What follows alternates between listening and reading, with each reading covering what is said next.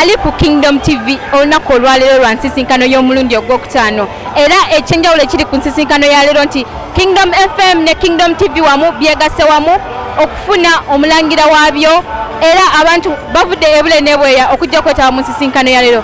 Tugenda kubabuuza batubuulire waje bavudde na biki bye basuubira mu nsisinkano ya leero. Bampita Mama Sala mutintale mu katale guno omulundi gwakuna. Kingdom TV enyumira nnyo ye TV yange gye ndaba.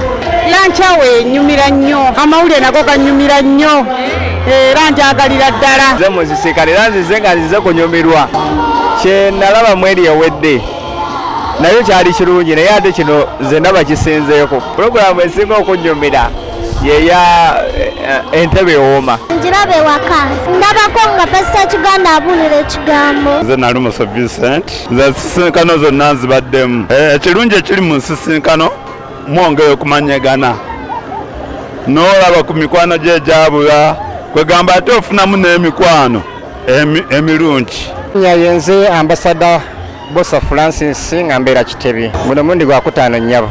Omuntu gwandaba ku Kingdom TV nkukubiriza nti munnange okoze ensobi y'amaanyi mu nsobi ze waakoze wandibadde ojja mu kifo kino ne weerabira ku bintu. Nakulala buli muntu azze wano eno alina kyafunye atafunye kirabo bakusabidde essaala. Kati gwandaba ku Kingdom TV nkuwa amagezi guno gwe muli okuba gukoma bona ddamu okulya omulundi ogulala bambi kubiriza jangu olabe ekibeera wano eno.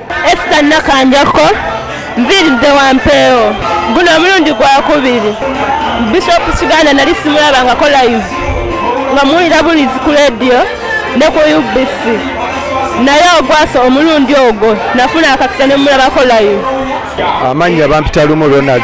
Gwe mulundi gwange ogusoose nenina ebyokuyiga bingi byenjizeemu. Ekisooka tufuna emikwano abantu obadde tomanyi bakumanya ne bakwagala ne mukolagana. Kingdom TV njiraba bulungi. Radio njiwuliriza era nkuba ne ku ssimu n'entera okuteesaako maama. Kiberu Moses okuva Wakiso. Nfunye ebirungi bingi kubanga nsobodde okufunamu ku magezi ag'enjawulo. Natandikawo essomero ndi director w'essomero Adonai Junior School Wakiso.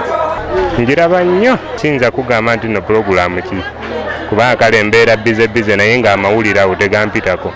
Sanyu Faith Kawala ndaba abayimbi n'ennyumirwa n'endaba kubawuliriza baffe mikwano gyaffe nnyo njibaako Dozia Stress n'amawulire radio ha Sepulingi Kamve Nkoto abafere Focus Sapa Amanya ne Dobozi ni cameraman tumutera kuya kumpewo tuli bawuliriza nnyo. Esisinkano tunyumidde nnyo fina tusisinkanye nga bawuliza ba Radio Kingdom n'abalabi ba Kingdom TV tusisinkanye bulungi nnyo. Ekyenyiza mu sisinkano yase okufuna emikwano ate ne lanchawa tuyigamu nnyo Pastor Kiganda nga tuyigiriza kale ne tuvaamu nga tuyize ekigambo kya Katonda ate nga n'emikwano tugifunye. Kingdom TV yesule wange era njagala kati era kyenyiwenjogera kati mukyala wange ali ku TV alalaba era bakwa namugambye ngenda. Pulogulaamu gye singa okunyumirako kumpi zonna bakwanga mbeerako zonna. Pastor Mayanja nviddeko mpererwe nagiwidde walukoma mugwano kwange yaŋŋambye nti weeri nagende nga kanje ngitabemu. Kingdom TV njiraba programu zayo nnungi zisanyusa zizimba zizaamu amaanyi. Ali ku Kingdom TV kati ndi wano n'omu ku bawanguzi abawangudde ebirawo mu nsisinkano. Nyaba amanyi. Amanya nze Nankumbi Eri nanga nviridde Bukuya. Ennyaba. Omulundi gwo gwakumekanga wetaba mu nsisinkano. Gwe mulundi gwange ogusoose mukwano. Ennyaba. Era n'empangula. Ndi wa mukisa nebaza nnyo bambi aba Movie Products ne nebaza ne management ya Kingdom FM. Tuyina ambassador waffe Bukuya. Ne ku radio badde balanga ate nze ndi muwuliriza nnyo wa Kingdom FM sigivaako. Ebyo bye bibadde mu nsisinkano y'omwaka guno era n'omwaka ogujja tubalinze. Ku Kingdom TV Samla Hanifa amalindirire. This is Kingdom TV.